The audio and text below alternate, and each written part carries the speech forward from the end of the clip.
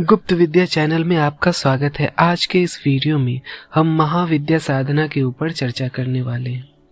महाविद्या पर बताने से पहले काफी असमंजस था कि कहाँ से शुरुआत किया जाए, कहाँ से बताया जाए, क्योंकि हर चीज इसी में समा जाती है। महाविद्या पर चर्चा करना इतना आसान नहीं है।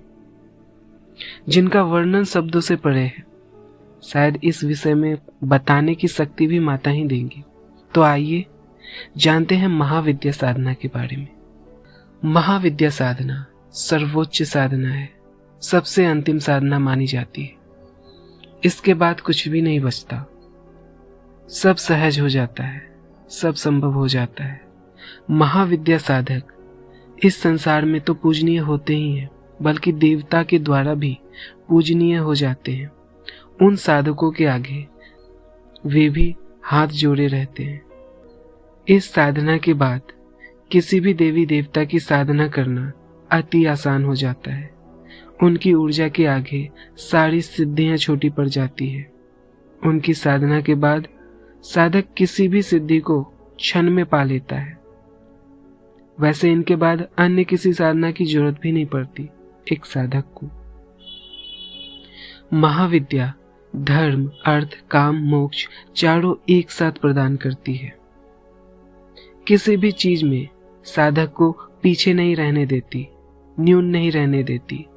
सभी कलाओं में, सभी विद्याओं में पारंगत बना देती है। नृत्य, संगीत, एक अच्छा वक्ता होना, अविश्वसनीय ज्ञान उनके अंदर से निकलते रहना। जो ज्ञान उन्होंने कभी पढ़ा और कभी सुना भी नहीं है, वो ज्ञान उनके अंदर से स्वतः ही आने लगना। ऐसे साधक कहीं भी जाएं, लोगों का स्वतः ही उनके सामने झुक जाना, ये सब महाविद्या साधक के लक्षण होते हैं। महाविद्या का साधक एक रचनाकार हो जाता है। ज्ञान की रचना स्वतः ही उनके भीतर से होने लगती है।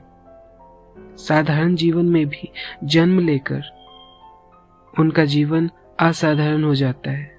ऐसे मनुष्य युग पुरुष के समान हो जाते हैं।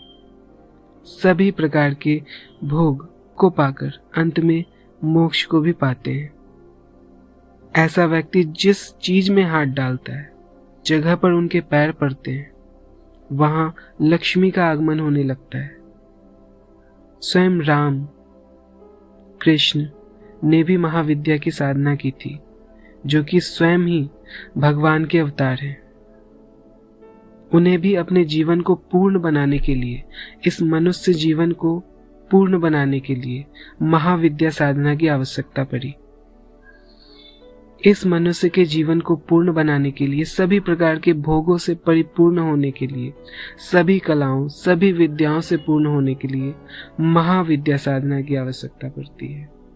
और भी कई ऋषियों ने महाविद्या की साधनाएं संपन्न की, जैसे ऋषि अगस्त्य, ऋषि विश्वामित्र, ऋषि वशिष्ठ। इन सभी ने महाविद्या की साधनाएं की। यहाँ तक कि बड़े बड़े राक्षसों ने भी महाविद्या की साधनाएं संपन्न की। रावण ने भी महाविद्या की साधना की। हिरण्यकश्यप ने भी महाविद्या की साधना की। इन्होंने महाविद्या को प्रसन्न करके महाशक्ति को प्राप्त किया। और इस चीज का वर्णन हर जगह नहीं मिलता। ये सारी चीजें गुप्त हैं। महाविद्या एक बहुत बड़ी चीज है, जो कि सब कुछ प्रदान करती है। ब्रह्मांड की रचना करना, पालन पोषण करना और समाप्त कर देना, सब कुछ इन्हीं में समा जाता है। महाविद्या साधक को किसी का भय नहीं होता, किसी तंत्र का, किसी प्रयोग का भय नहीं होता। महाविद्या साधक पर किया हुआ सारा प्रयोग माता स्वयं ही निगल जाती है और साधक को अभय प्रदान करती है। ऐसे साधक के ऊपर अगर कोई तांत्रिक गलत प्रयोग कर दे या फिर करने की कोशिश भी करे, तो उनकी शक्ति क्षीण हो जाती है और उनकी शक्तियां उन साधक को प्राप्त हो जाती हैं जो महाविद्या के साधक हैं। महाविद्या साधक को किसी का भय नहीं होता, किसी शक्ति का भय नहीं होता। सामान्य भूत प्रेत, इतर योनियों की शक्ति को तो ऐसे साधक दास बना लेते हैं। पिशाच पिशाचनियां उनके भय से दूर भागते हैं। सामान्य तौर पर 10 महाविद्याओं का ही वर्णन आता है, पर इनके अलावा भी कुछ महाविद्याएं होती हैं जो कि सामान्य तौर पर गुप्त हैं, जो कि गुरु परंपरा से प्राप्त होता है। उनकी सारी जानकारियां प्राप्त होती हैं। 10 महाविद्याओं की जो पहली महाविद्या है वो माँ काली है। माँ काली के भी कई रूप हैं, जिनमें अलग अलग कालियों का रूप का अलग अलग विधान से पूजा होती है और साधनाएं की जाती है। जैसे कृष्ण काली, कामकला काली, दक्षिण काली, भद्र काली, महाकाली, ये अलग अलग काली के रूप हैं और तंत्र जगत में ये सारी बहुत प्रचलित हैं। ये सारे रूप बहुत शक्तिशाली और प्रचलित हैं। द्वितीय महाविद्या माँ तारा है। माँ तारा के भी कई रूप हैं। तिब्बत में माँ तारा को ही इष्ट मानकर साधनाएं की जाती है। कभी इन पर भी विस्तार से वर्णन होगी। तीसरी महाविद्या है माँ त्रिपुर सुंदरी, जो श्री को देने वाली है। सब में श्री इन्हीं से आता है। चौथी महाविद्या है भुवनेश्वरी, सुख से संपन्न कर देने वाली।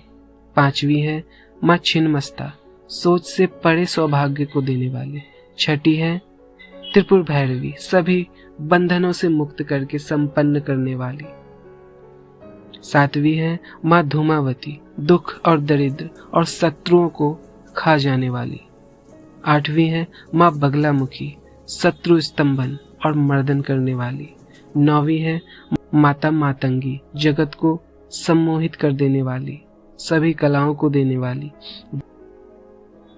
10वीं है माँ कमला, जो लक्ष्मी का ही रूप है, हर तरफ से संपन्न और सौभाग्य प्रदान करने वाली। सभी महाविद्याओं पर एक एक करके चर्चाएं होंगी। बहुत सारी गुप्त चीजें हैं। अगर साधक एक भी महाविद्या को पूर्ण रूप से उसकी साधना को सफल कर लेता है तो वो साधक अद्वितीय हो जाता है, उसे सब कुछ प्राप्त हो जाता है। महाविद्या की साधना करना एक जीवन में भी संभव नहीं होता। महाविद्या तक पहुंचने के लिए कई जन्म लेने पड़ते हैं। अगर कोई साधक एक भी महाविद्या को अपने इस जीवन काल में सिद्ध कर ले, उसकी साधना को सफल कर ले, तो उसका जीवन सफल हो जाता है। वो देवताओं के समान हो जाता है। महाविद्या साधना को करने के लिए एक साधक में कितनी योग्यताएं होनी चाहिए और एक साधक को महाविद्या तक पहुंचने के लिए कितनी साधनाओं से गुजरना पड़ता है, इन सब पर विस्तार से चर्चाएं होंगी। आगे एक एक महाविद्या पर भी उनके वर्णन पर विस्तार से चर्चा होगी। तो साधना का जगत थोड़ा लंबा है। अगर साधक इच्छुक हो तो साधक जल्द से जल्द अपनी इस साधना की यात्रा को शुरू कर दे। जिन्हें भी गुरु मंत्र प्राप्त करना हो वे संपर्क कर सकते हैं और जल्द से जल्द इसे जपना शुरू कर दे, क्योंकि सारी साधनाओं की शुरुआत यहीं से होती है। और जिन्हें ब्रह्मांडीय ऊर्जा साधना करनी है वे भी इसकी दीक्षा को ग्रहण कर साधनाएं शुरू कर दे। ब्रह्मांडीय ऊर्जा साधना करने से सभी साधनाओं में इसकी रफ्तार बढ़ जाती है। साधना जगत में जल्दी सफलताएं मिलती है। अन्य किसी भी प्रश्न को पूछने के लिए हमें संपर्क करें। आज के लिए इतना ही। वीडियो अच्छा लगे तो लाइक कीजिए, सब्सक्राइब कीजिए और शेयर कीजिए। आपका दिन मंगलमय हो और शुभ हो। धन्यवाद।